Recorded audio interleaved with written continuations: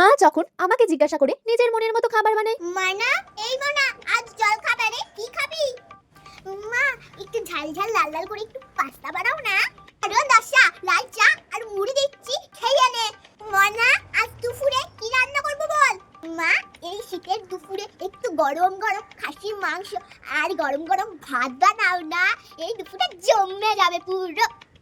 কি তুই জানিস খাসির মাংসর কত দাম? তুই যখন বলেছিস তোর পছন্দে গরম গরম ভাত আর আলু সেদ্ধ করে দেব, খেয়ে নিবি। ময়না, সন্ধ্যাবেলায় কি দিয়ে মুড়ি মেখে দেব বল? মুড়ি আর চানাচুর মেখে দাও না। চানাচুর নেই ঘরে, মুড়ি আর চিনি দিচ্ছি, মেখে খেয়ে নে। এই হ্যাঁ মনা রে, এই মনা। হ্যাঁ মা বলো, রাতে ডিনারে কি খাবি বল বাবা। বল মা, তোমার যেটা ইচ্ছা তুমি সেটাই করে দাও। তুই বল, তুই যেটা বলবি সেটাই করে দেব। আমি যেটা বলবো সেটা তো তোর আবার মুখে রুজবে না। সত্যি আমি যেটা বলবো তুমি সেটাই করে দেবে? আরে বাবা বল, সেই জন্যই তো তোকে জিজ্ঞাসা করছি।